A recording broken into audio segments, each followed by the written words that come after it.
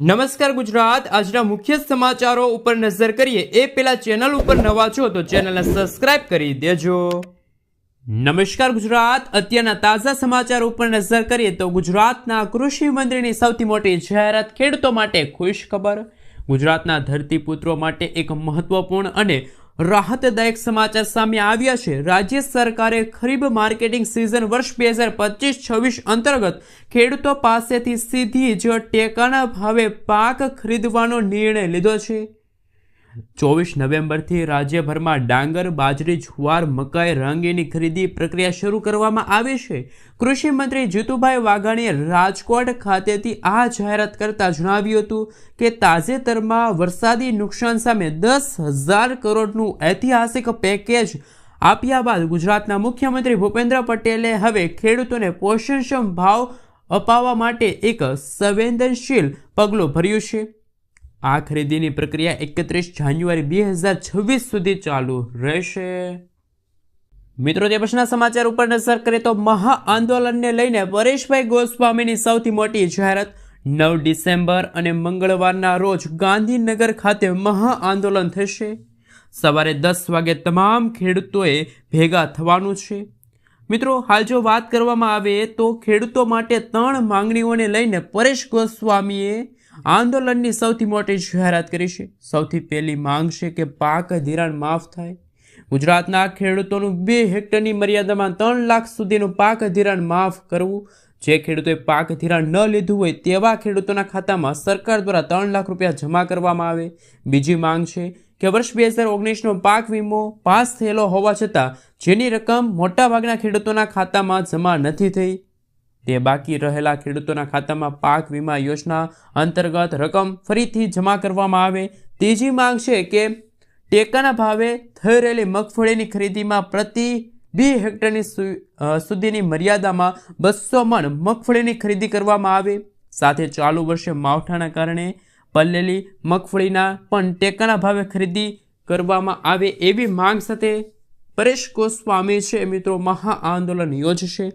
9 ડિસેમ્બરના રોજ તમામ ખેડૂતોએ ગાંધીનગર ખાતે છે એ હાજર રહેવાનું છે। શું મિત્રો તમે પણ આવશો ને? હા કે ના? ખાસ નીચે કોમેન્ટ બોક્સમાં જણાવી આપજો। મિત્રો, તે પછીના સમાચાર ઉપર નજર કરીએ તો કેન્દ્રીય કૃષિ મંત્રીની સૌથી મોટી જાહેરાત। દેશના ખેડૂતો માટે બીજા મોટા ખુશ ખબર સામે આવ્યા। પીએમ કિસાન યોજનાનો 21મો હપ્તો ખેડૂતોના ખાતામાં જમા થઈ ગયો છે। ત્યારે સરકાર હવે પાક વીમા યોજના અંગે નિર્ણય લીધો છે, જેની ખેડૂતો ઘણા વર્ષોથી માંગ કરી રહ્યા છે।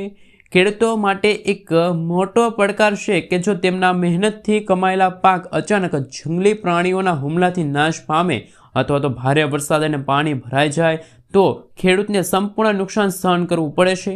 સરકારે આ ચિંતા દૂર કરી છે અને નોંધપાત્ર રાહત આપી છે। મિત્રો, કેન્દ્રીય કૃષિ મંત્રી શિવરાજસિંહ ચૌહાણે સૌથી મોટી જાહેરાત કરી છે, જેમાં પ્રધાનમંત્રી ફસલ વીમા યોજનાના 2 નવા જોખમો ઉમેરવામાં આવ્યા। પ્રથમ કે જંગલી પ્રાણીઓ દ્વારા પાકને નુકસાન। બીજું જોખમ છે વધુ પડતા વરસાદ અથવા તો પાણી ભરાઈ જવાથી પાકને નુકસાન થવું। આ બંને જોખમો હવે વીમા યોજના હેઠળ આવરી લેવામાં આવશે। ખેડૂતોને તેનો લાભ ખરીફ 2026થી મળશે। સરકારના જણાવ્યા મુજબ જો હાથી, જંગલી ડુક્કર, નીલગાય, હરણ અથવા તો વાંદરા ખેડૂતોના વીમાકૃત પાકને નુકસાન પહોંચાડે છે તો ખેડૂત વીમાનો દાવો કરી શકે છે। ખેડૂતે વીમા પ્રક્રિયાને ઝડપી બનાવવા માટે 72 કલાકની અંદર પાક વીમા એપ્લિકેશન પર જીઓ ટેગ કરેલા ફોટા સાથે નુકસાનીની માહિતી દાખલ કરવી પડશે। મિત્રો, તે પછીના સમાચાર ઉપર નજર કરીએ તો સરકાર દેશના ગરીબ અને જરૂરિયાતમંદને સહાય પૂરી પાડવા માટે ઘણી બધી યોજનાઓ છે એ ચલાવી રહી છે। વર્ષ 2016માં સરકારે પ્રધાનમંત્રી ફસલ વીમા યોજનાની શરૂઆત કરી હતી। આ યોજના હેઠળ સરકાર 14.2 કિલોગ્રામના સિલિન્ડર પર 300 રૂપિયાની સબસિડી આપી રહી છે। આનો અર્થ એ થાય છે કે જો તમે 300 રૂપિયા ઓછા ભાવે ગેસ સિલિન્ડર ખરીદો છો, જોકે ધ્યાનમાં રાખજો કે આ સિલિન્ડર ફક્ત પીએમ ઉજ્જવલા યોજના હેઠળ પાત્રતા ધરાવતા લોકો માટે જ ઉપલબ્ધ છે। તો ખાસ કે મિત્રો, હવે પ્રધાનમંત્રી ઉજ્જવલા યોજનાના જે લાભાર્થીઓ છે એમને 300 રૂપિયાની સબસિડી છે એ મળવા પાત્ર રહેશે।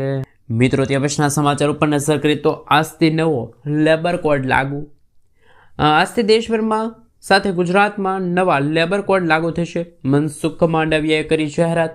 આનાથી બધા કામદારો માટે સમયસર લઘુત્તમ વેતનની ગેરંટી મળશે, યુવાનોને ગેરંટીયુક્ત નિમણૂક પત્રો મળશે, મહિલાઓને સન્માન પગાર અને સન્માન મળશે. આનાથી 400 મિલિયન કામદારો માટે સામાજિક સુરક્ષા ગેરંટી મળશે.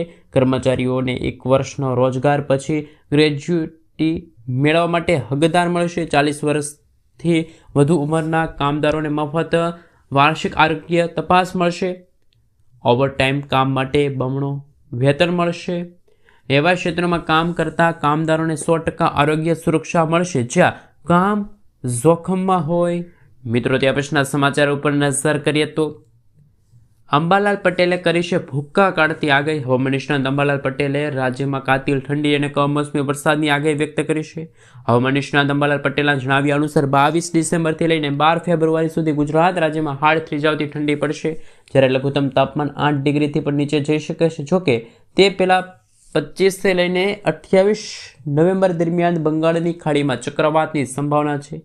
ડિસેમ્બરના બીજા અને અંતિમ અઠવાડિયામાં માવઠાની શક્યતા રહેલી છે. વાદળછાયા વાતાવરણ વચ્ચે ગુજરાતમાં ભેજના કારણે ખેડૂતોના ઘઉં અને જીરાના પાકને પણ નુકસાન પહોંચી શકે છે. આ સાથે આગામી 24 થી લઈને 48 કલાક દરમિયાન રાજ્યમાં ઠંડી કહેર જોવા મળશે. ઉત્તર ભારતના અનેક રાજ્યોમાં હાલ હાડ થીજાવતી ઠંડી પડશે, જેના કારણે માનવામાં આવી રહ્યું છે કે રાજ્યમાં ઠંડી વધી શકે છે. જો વાવાઝોડાની અસરોને કારણે ઠંડીમાં રાહત મળવાની શક્યતા છે તો રાજ્યમાં હાલ વહેલી સવાર અને મોડી રાત્રિ દરમિયાન ઠંડીનો ચમકારો જોવા મળશે. ત્યારે હજુ પણ આવી જ ઠંડી આગામી કેટલાક દિવસો સુધી યથાવત રહેશે. હવામાન વિભાગના જણાવ્યા અનુસાર બંગાળની ખાડીમાં એક હાલ સિસ્ટમ સક્રિય થઈ છે. મજબૂત સિસ્ટમ બનશે અને ગુજરાતમાં પણ વાવાઝોડા સાથે વરસાદની શક્યતા રહેલી છે.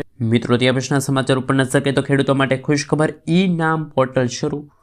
દેશના હવે ખેડૂતો ડિજિટલ કનેક્ટિવિટી અપનાવી રહ્યા છે. તેવામાં ખેડૂતોને હવે ઈ નામ પોર્ટલ સાથે ડિજિટલી કનેક્ટ કરીને સહાયક રીતે સાબિત થશે. ઈ નામ પોર્ટલ સાથે ડિજિટલી કનેક્ટ કરીને સરકાર ખેડૂતોને વધુ સારા ભાવ આપશે.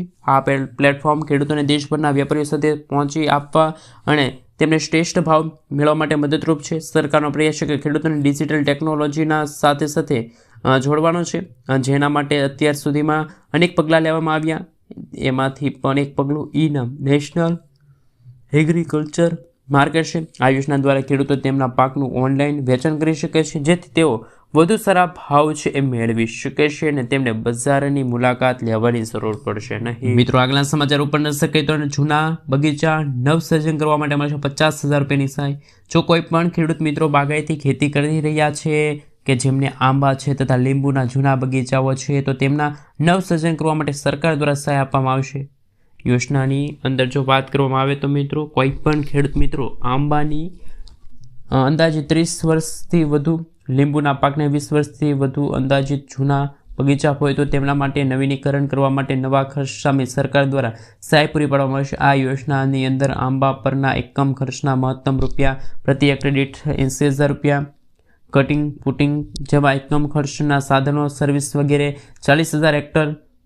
આ સાથે મિત્રો જો વાત કરીએ તો ટ્રેક્ટર ખર્ચના 25% અથવા તો 40,000 પ્રતિ હેક્ટર બેમાંથી ઓછું હોય તે સહાય મળવા પાત્ર રહેશે. લીંબુ પાક એકમ ખર્ચ મહત્તમ 50,000 રૂપિયા હેક્ટર દીઠ મળશે.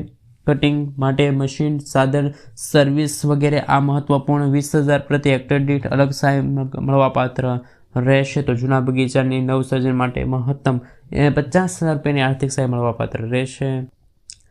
મિત્રો, ત્યાં પ્રશ્નના સમાચાર વિશે વાત કરીએ તો મહત્વના સમાચાર, આયુષ્યમાન કાર્ડને લઈને મહત્વના સમાચાર. કેટલી વખત તમને આયુષ્યમાન કાર્ડમાં સહાય મળશે, વર્ષમાં તમે કેટલી વાર આયુષ્યમાન કાર્ડનો ઉપયોગ કરી શકો છો તેમની મર્યાદાને લઈને સૌથી મોટા સમાચાર.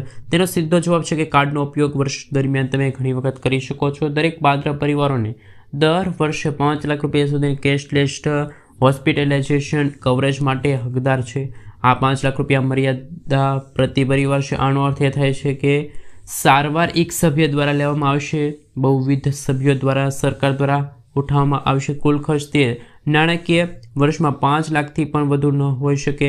જે વર્ષની શરૂઆતમાં નાણાં પ્રક્રિયાનો ખર્ચ 50,000 થાય તો પરિવારના બાકીના 4.5 લાખ રૂપિયા પછીના બીમારીઓ માટે રાખવામાં આવશે.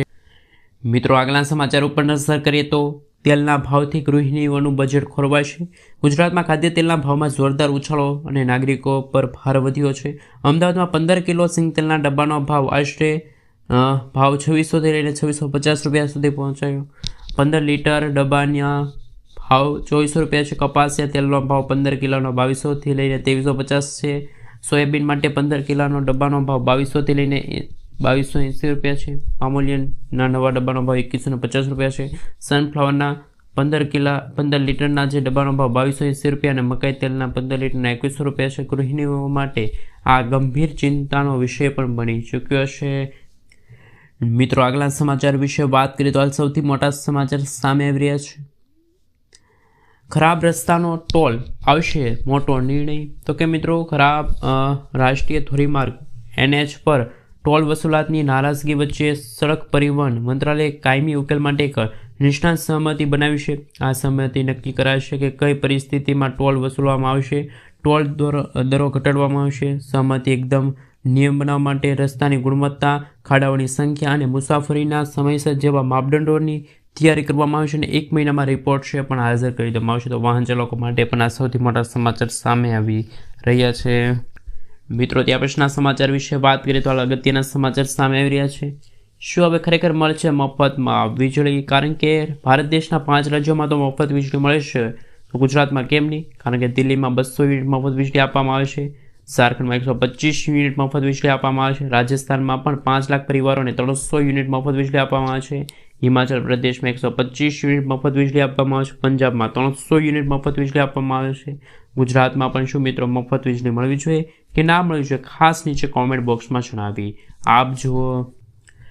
મિત્રો, ત્યાં પછીના સમાચાર ઉપર નજર કરીએ તો હાલ સૌથી મોટા સમાચાર, શું ગુજરાતમાં પણ ખેડૂતોના દેવા માફ થવા જોઈએ કે નહીં? ખાસ જણાવી આપજો. કારણ કે મહારાષ્ટ્રના ખેડૂતો માટે તો આખરે કેન્દ્ર સરકાર, રાજ્ય સરકારે મોટો નિર્ણય લીધો છે અને 30 જૂન 2026 સુધીમાં રાજ્યના તમામ પાત્ર ખેડૂતોના દેવા માફ કરવામાં આવશે તેવી જાહેરાત મહારાષ્ટ્રના મુખ્યમંત્રી દેવેન્દ્ર ફડણવીસ વિશે કરી છે. તેમણે વિશ્વાસ વ્યક્ત કર્યો છે કે સરકાર આર્થિક મુશ્કેલીમાં હોવા છતાં પણ ખેડૂતોની સાથે મક્કમ રીતે ઊભી છે. આ નિર્ણય પૂર્વ ધારાસભ્ય અને આંદોલન નેતા બચ્ચુ કડુ દ્વારા લેવામાં આવ્યો છે. તો મિત્રો, ગુજરાતમાં પણ અત્યારે પરેશ ગોસ્વામી દ્વારા મહા આંદોલન યોજવામાં આવશે. તો શું ગુજરાતમાં પણ ખેડૂતોના દેવા માફ થવા જોઈએ કે ના થવા જોઈએ? ખાસ નીચે કોમેન્ટ બોક્સમાં જણાવી આપજો. મિત્રો, ત્યાં પછીના સમાચાર વિશે વાત કરીએ તો અગત્યના સમાચાર સામે આવી રહ્યા છે. હવે ઘરે બેઠા જ મળશે તમારું ડ્રાઇવિંગ લાયસન્સ. ભારતમાં હવે ડ્રાઇવિંગ લાયસન્સ મેળવવાની પ્રક્રિયા ખૂબ જ સરળ બની ગઈ છે. પરિવહન પોર્ટલ પરથી ઘરે બેઠા તમે 5 મિનિટમાં જ અરજી કરી શકો છો. આ ડિજિટલ પ્રક્રિયામાં દસ્તાવેજો અપલોડ કરવા માટે ફી ભરવા જેવી સુવિધાઓ ઓનલાઈન ઉપલબ્ધ રહેશે. લર્નિંગ લાયસન્સ માટે ઘરેથી જ તમે ટેસ્ટ અને પાકા લાયસન્સ માટે RTO ખાતે સોલ્ટ બુકિંગ કરાવી શકો છો. શું ડોક્યુમેન્ટ જોઈશે, કેવી રીતે અરજી થશે, વિગતવાર જાણવા માટે મિત્રો આવનારા વિડીયો સાથે તમે બન્યા રહેજો.